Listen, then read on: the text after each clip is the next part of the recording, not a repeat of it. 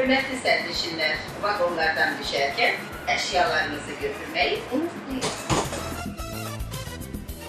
Yaşıl xəttin sonundayıq. Dərnəcül stansiyası 2011-ci il 29 iyun tarixində istifadə verilir. Stansiyanın açılışında Prezident İlham Əliyev və 1-ci xanım Mehriban Əliyeva iştirak edib. Buranın tarixi Azadlıq Prospekti stansiyasının tarixi ilə eynilik təşkil edir. Yəni, stansiyanın qazıntısına SSR dövründə başlanılsa da, yekunlaşması müstəqillik illərinə təsadüf edir.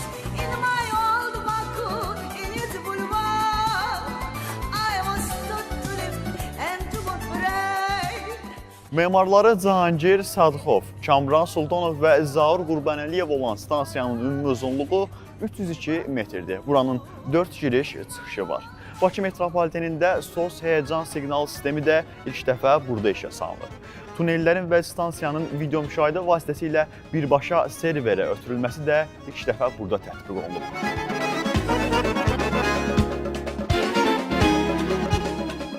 Dərnəcül adının mənşəyi ilə bağlı bəzi ehtimallar var. Bəziləri sözün gül dərmək mənasına gəldiyini bildirir. Bəziləri əvvəllər burada böyük su hövzəsi olduğunu işarə edərək sözün dərin göl anlamını verdiyini söyləyirlər. Bəzi mənbələrə əsasən isə Dərnəcül kəndinin ərazisində əvvəllər atlar saxlanılır. Böyük atçılıq təsərrüfat yerləşib. Deyilənə görə sözün əsli də Dərnəcül deyil, dərin ağıldır.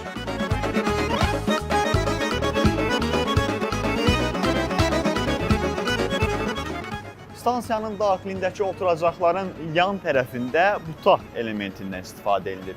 Butaq Azərbaycan ornament sənətinin çox yayılmış bəzək növlərindən biridir. Bir məqamda diqqətə çatdırım ki, stansiyada üzləmə işləri zamanı Türkiyədən, Hindistandan və Ukraynadan gətirilmiş təbii mərmər və qranitdən istifadə edilib.